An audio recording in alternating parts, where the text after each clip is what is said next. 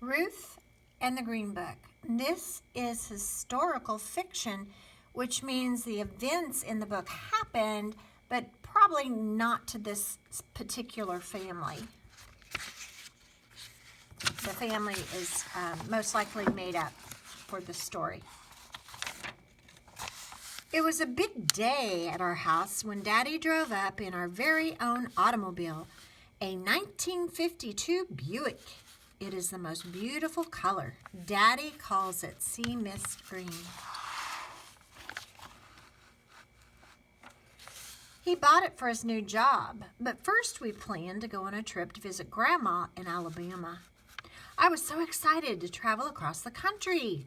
I packed my own bag, and Mama said I could take Brown Bear with me for company, even though I'm almost too old for him.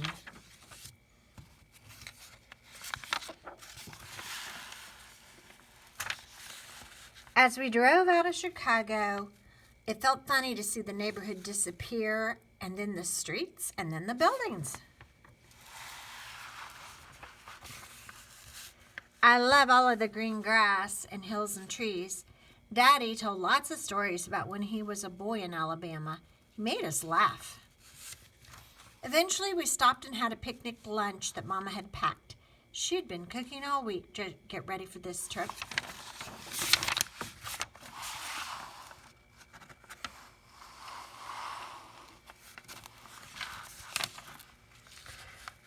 After driving for a long time, we stopped at a service station to fill up on gas.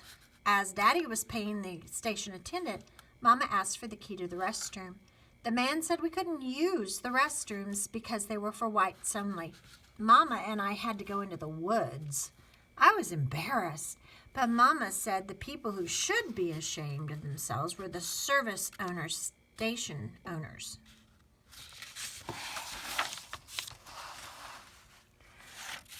I was tired when Daddy stopped the automobile. I asked Mama where we were, and she said we were going to spend the night in a real hotel. We watched Daddy talking to the man behind the desk. Daddy was smiling and pointing to us, but the man shook his head and turned his back.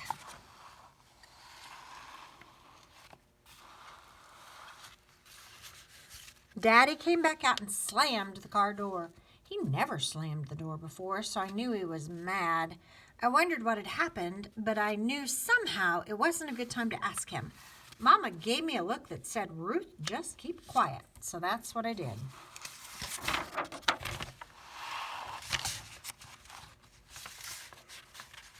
We kept on driving through the night. Mama took a turn so Daddy could sleep.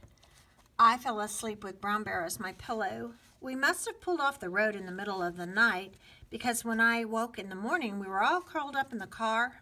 I was stiff and hungry. Mama gave us cold biscuits and jam for breakfast. She said we should sing to cheer ourselves up. We sang a lot that day as we crossed the country. We had picnics at roadside stops for lunch and dinner because all the restaurants had signs in the windows that said we couldn't eat there. It seemed like there were white-only signs everywhere outside of our Chicago neighborhood. I felt homesick, and I hugged Brown Bear close all day.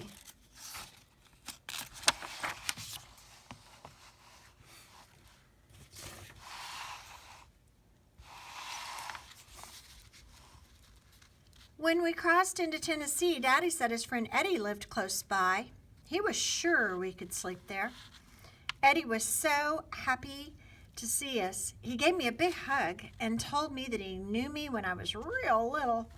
His wife, Alice, cooked us a warm meal, and I ate too much. Daddy and Eddie used to play music in a band before they went off and fought in the war. They talked about how they traveled a lot back then and how they always had a hard time finding places to rest and eat. That night I went to sleep to the sound of Daddy and Eddie playing music together. Brown Bear and I were happy to sleep in a real bed with a real pillow.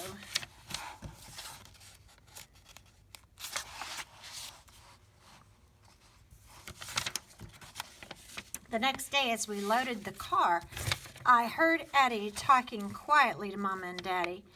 Eddie warned them about what was ahead. Someone called Jim Crow. I heard Eddie tell them that however bad it was so far, it was going to get worse for us, maybe even dangerous as we went further south. Then Eddie saw me listening, and he picked me up and told me not to worry.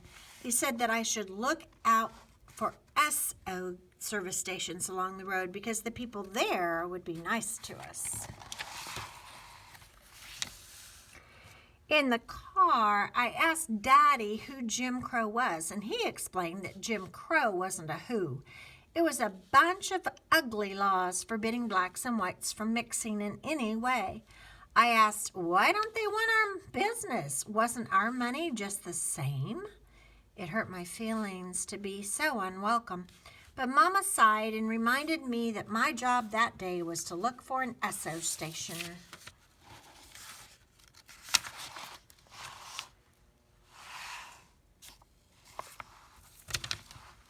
I spotted an SO station near the Georgia border and sang out for Daddy to stop.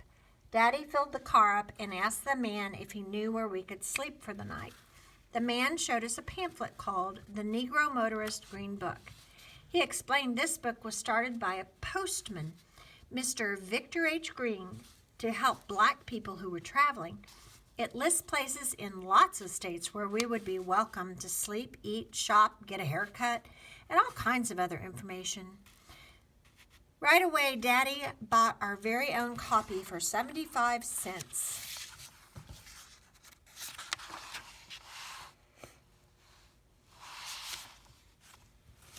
Mama read about a place nearby called a tourist home where we could stay for the last night of our trip.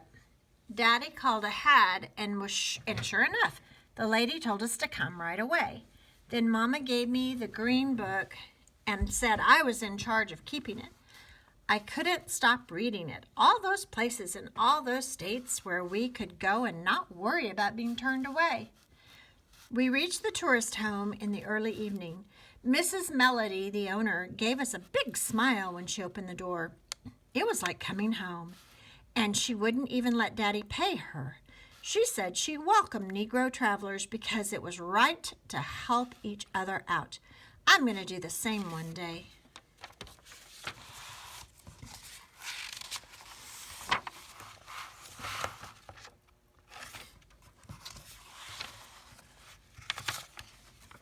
The next morning, I hated to say goodbye to Mrs. Melody, but Daddy said we could be at Grandma's house that evening.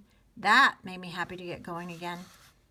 It wasn't so easy, though. Our automobile broke down about midday in the middle of nowhere. People drove right past. I felt empty in the pit of my stomach. I hugged Brown Bear and wished we were already at Grandma's house. But Mama said not to worry. We could figure this out. She unfolded our map and told me the names of nearby towns. She said, Ruth, look in the green book and see if you can find a place in one of those towns that'll fix our car.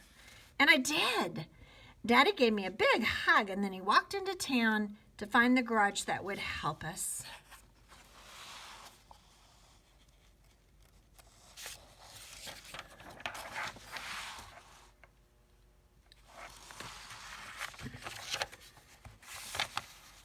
By the time we got the car fixed, it was too late to reach Grandma's house that day. So I looked in the green book and picked out an inn nearby that said they welcomed Negro travelers. It was a big house with lots of rooms. Most of the people there were businessmen traveling for their jobs. They each carried a green book. They said they could never do their jobs without it. We met a salesman named Jason who has traveled to all the states of the Union for his job. He told such funny stories. Mama laughed so hard she had tears rolling down her face. For the first time since we left home, we were really happy.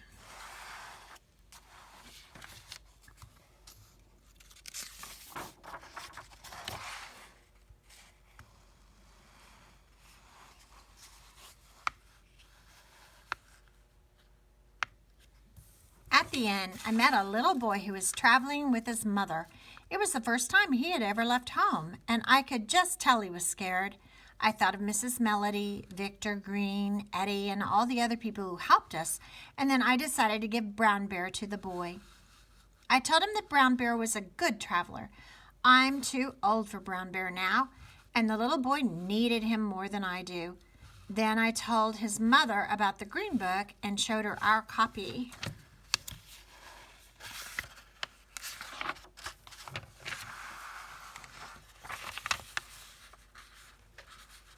That night, before I went to sleep, I thought about our trip. It was not what I had expected. Traveling could be scary, that's for sure. It made me sad that some people were mean to Negroes, but it helped to know that good black people all over the country had pitched in to help each other. It felt like I was part of one big family. Plus, tomorrow I would finally see Grandma and tell her what a great Green Book guide I had been.